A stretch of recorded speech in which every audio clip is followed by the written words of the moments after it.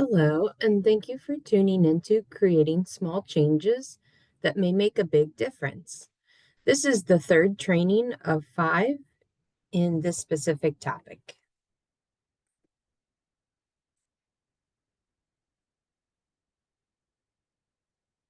This is sponsored by Libraries Transforming Communities, Millstadt Library, and I'm with Abilities Behavior Services, which is a division of Trinity Services. My name is Lauren Behme. I am a board certified behavior analyst and a licensed behavior analyst. Going over a quick overview of this 5-part series, we have talked about creating a space in your mind, in your house, with others, which is today's webinar Zoom, at work, and in your community. So let's get into talking about how to create a space with others. We are going to go over the importance of setting boundaries, the types of boundaries, and here's from some experts in the field of how to better our relationship with others. So why do we need to make space?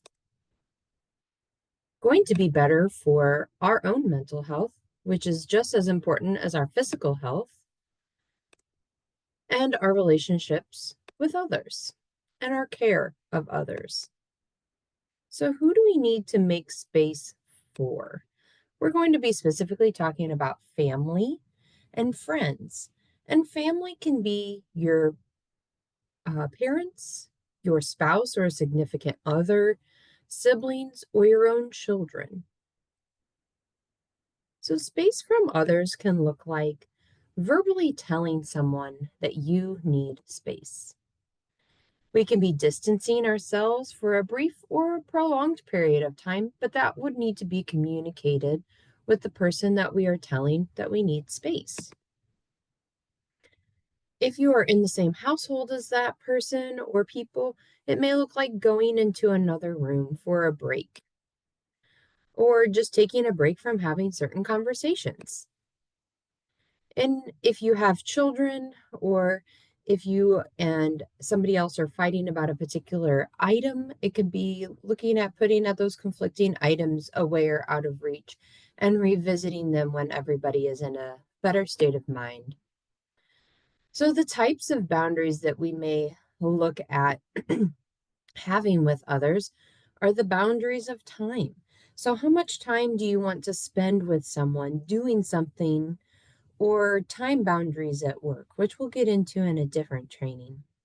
Looking at physical boundaries, the physical proximity that you have with somebody and how much space you share with others. And the conversational boundaries, the topics that you're open to discussing and not discussing. Relationship boundaries, that is mutually agreed upon with close friends and our significant other. The personal boundaries that you give yourself. That could be something as complex as with food or screen time or exercise time.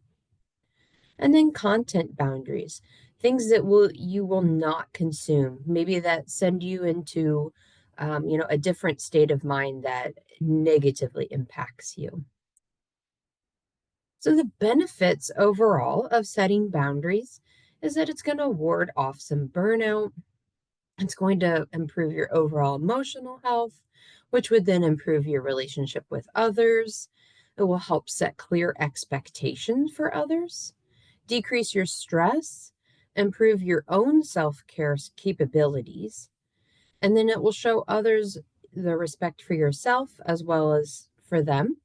And then promoting autonomy, that you are creating your own identity and your own personal self-worth. So when you set a boundary, stick to it and mean it, which can be difficult to do. So we're going to hear from an expert, and this is specifically with a significant other, healthy ways to give your partner space. Times when my clients come in, they'll tell me that their partner asked them for space and it came out of the blue. They didn't really anticipate it or expect it, which I think is abnormal because I think most of the time when a couple is,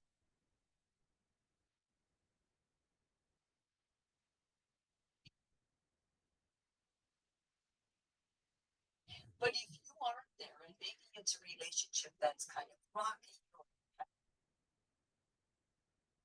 each other understand and your partner comes to you and asks you for space, I want you, rather than to overreact, I want you to go into the conversation, the discussion, the thinking after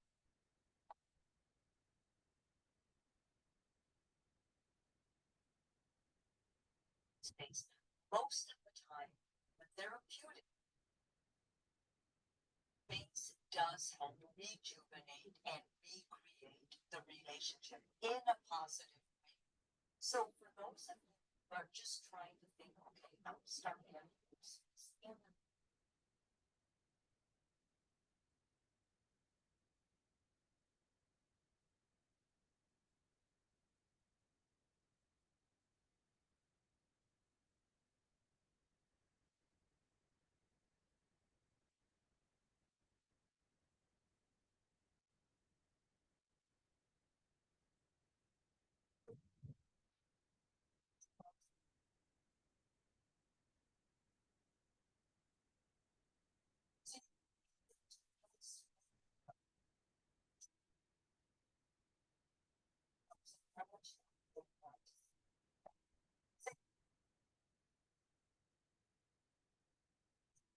for some like myself,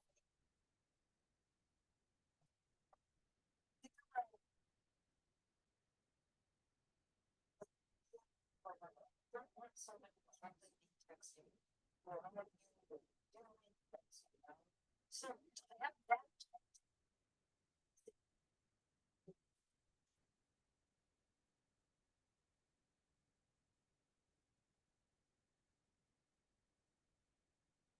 happens in relationships that aren't space. The other partner automatically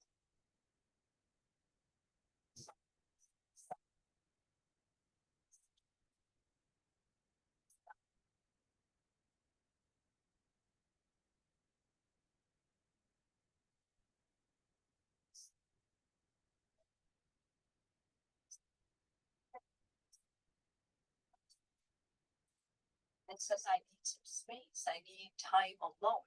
They're trying to save this relationship, and I don't want to. I'm going to take some time out, but I don't want to hurt you either. So can I please have some time? Give them.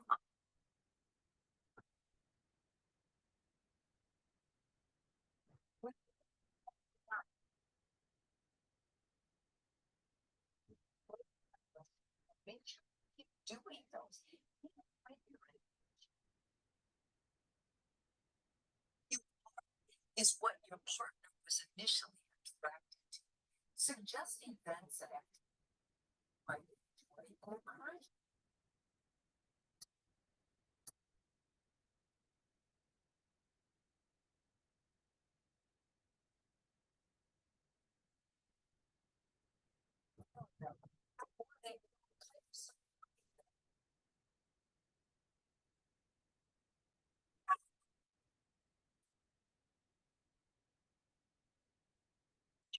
I trust you that you're and still love me and be away from me and be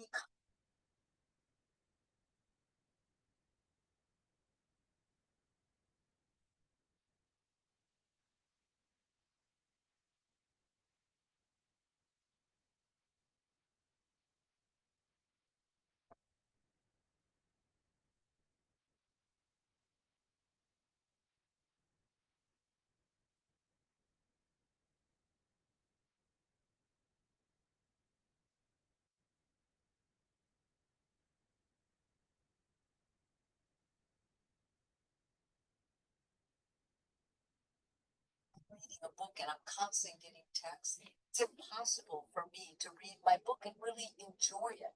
So when your partner sends space, that means via text too. Of course, you want them to be safe. So make sure you take your vote, but also check it out and sending them text or messages or something.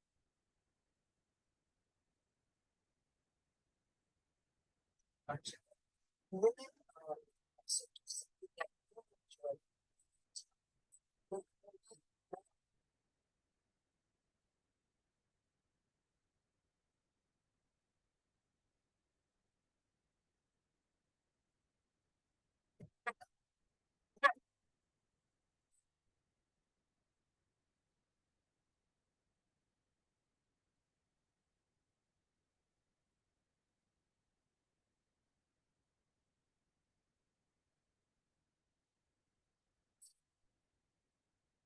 Stop visiting those old friends. Old friends complain about that. I never see them. They used to be around all the time.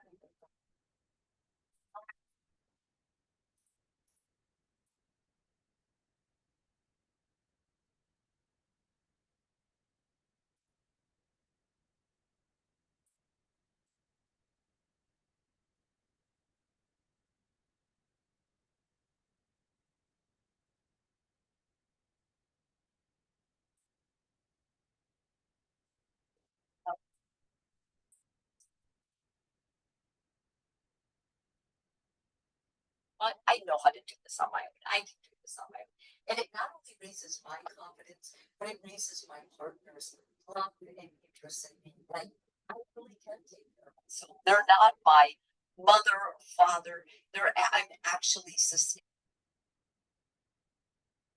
It's nice to love someone. It's not going to be a constant.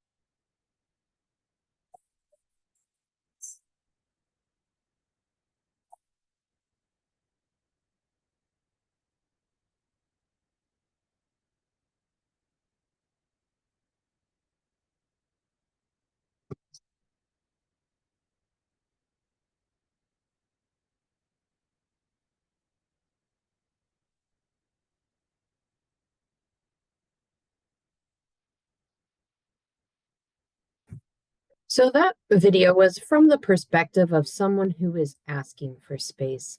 However, it was all still great information and good to hear from someone who does counsel couples or individuals that this is a two-way street of a relationship, that there should be a request for space on both sides of the relationship, that it should not be a one-sided request for space. And that the benefits of space are healthy and beneficial for the long term part of the relationship. And I found this quote to be extremely important. It's rather short, but to set boundaries in a relationship is often just to recognize your own feelings.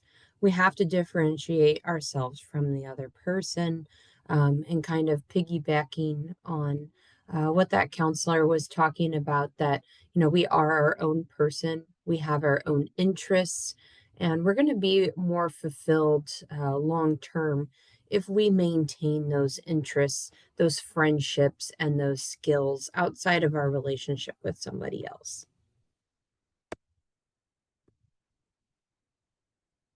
So, getting to friends, we all have different thoughts, maybe feelings when it comes to hearing or seeing the word friends. And that is a category of people that we also need to create space for. So here's some words that I think of when I think of friends.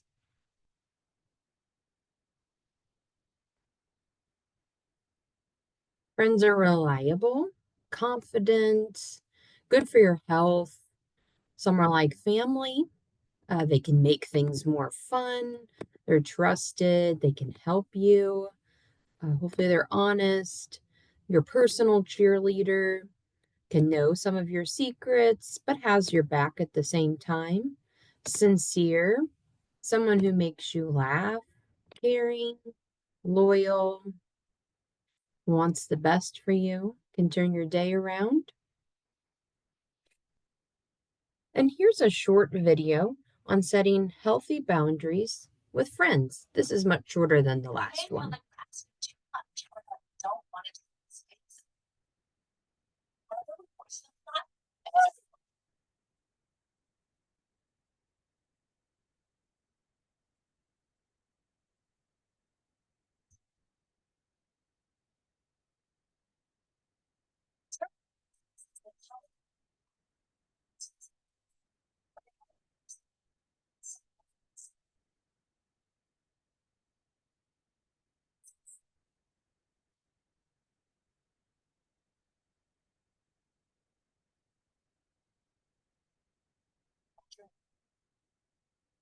great boundaries after feeling mistreated or disrespected, especially if this happens consistently.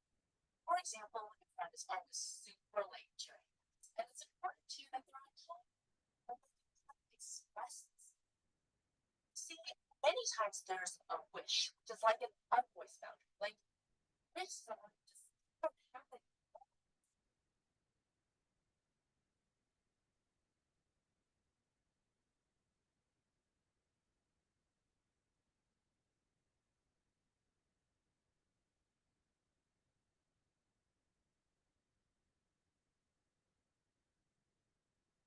Boundaries to be limited. Say in another example.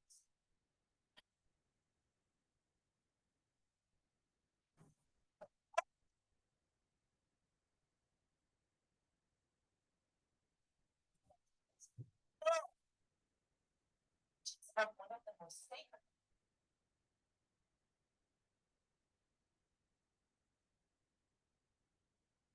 just as we should.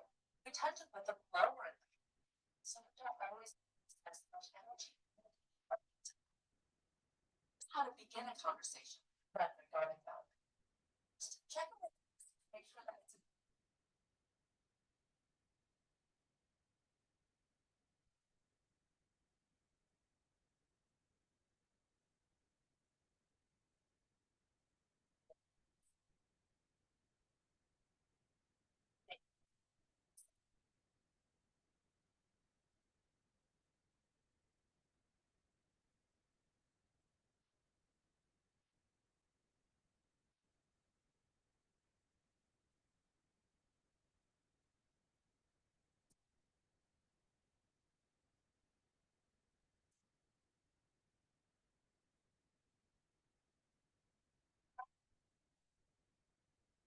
especially on a deeper conversation.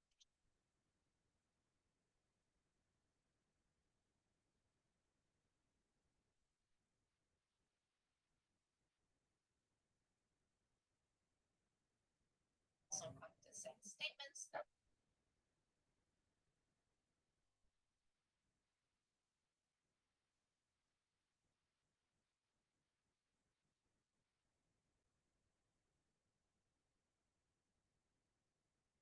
serve as well. I'm Dr. Hunter.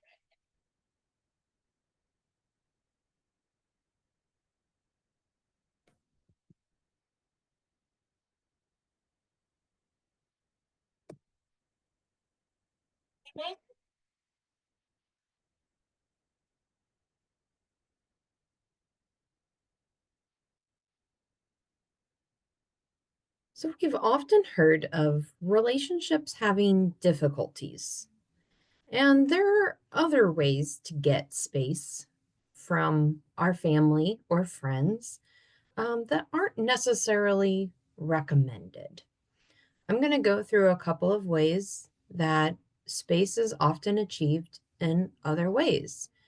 However, when these ways are demonstrated to us, it tends to put a strain on the relationship.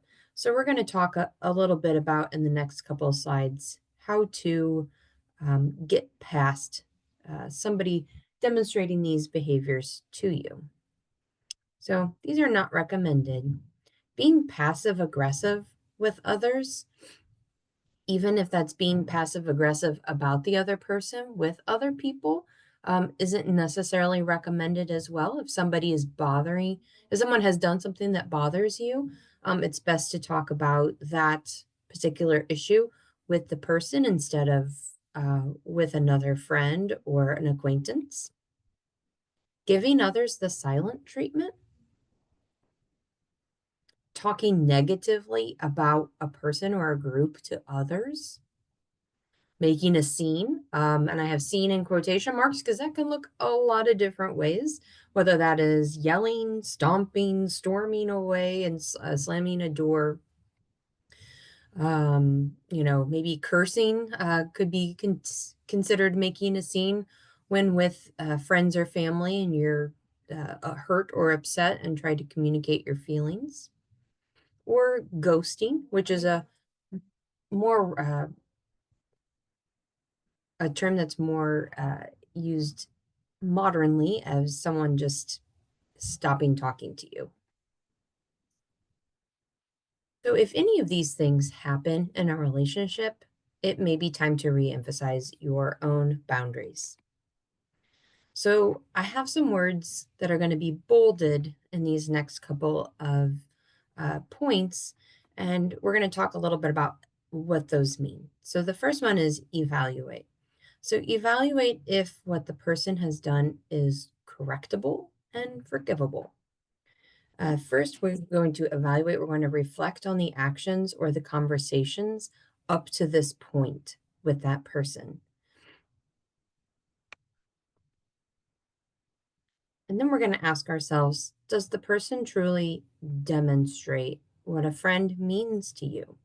So, with demonstrate being the bolded word, do their actions match their words? Is this person open to having a communication about friendship and your feelings? Open, meaning could you have a conversation with them and feel heard, seen, and cared for throughout the conversation? So, some signs of healthy boundaries with others. These are not in any particular order, but you just don't feel guilty saying no. You don't let others abuse or exploit you. You can hold your ground when you're pressured. You're not offended by others' boundaries because you know you have your own. You don't feel responsible for other adults because they have the ability to communicate and make their own feelings known. Don't take personally others' criticism. You can take responsibility for your own triggers in social situations. You can respect others' boundaries. You value your rights and feelings, and you don't need others to agree with you. So, some resources to learn more or to get better acquainted at setting boundaries, sticking with boundaries, and just how to be more cared for and respected within a relationship. Therapy. I would advise that you seek out a close, trusted mentor or a licensed counselor to speak more in depth with any particular issues that are causing any daily mental health woes. Books. There are hundreds, if not thousands, out there. See which one is right for you. Oftentimes, if you have Spotify or any other streaming platforms like that that have audio books, a lot of those are free to download. YouTube is a great resource, specifically the TED Talks, if you're looking for any particular um, topic related to friends or family. Those are great resources to look at, and they are free. And last but not least, podcasts. There are so many great podcasts out there that are specific to, empowering your mental health with others. Mel Robbins is a great one out there. I highlighted two. One is called Fill Your Cup, and the other one is Jefferson Fisher with the Fill Your Cup podcast. That is a new episode once a week, and they are 30 minutes max. So you could do that in the car or maybe while you're taking a walk on the treadmill or out at the gym. It's a great opportunity just to get a 30-minute um, rejuvenation with talking about friendships and relationships. And Jefferson Fisher is another great one. He is a licensed counselor. And those podcasts are roughly 10 to 20 minutes each. So, another short snippet of accessing great information on boundaries, relationships with others, and just overall mental health and well being. And as always, again, my name is Lauren Beam. My email address is listed lbeam@trinityservices.org. Please feel free to reach out and ask any questions that you would like, or to get more information on some of those videos, podcasts shared. Please feel free. Thank you so much.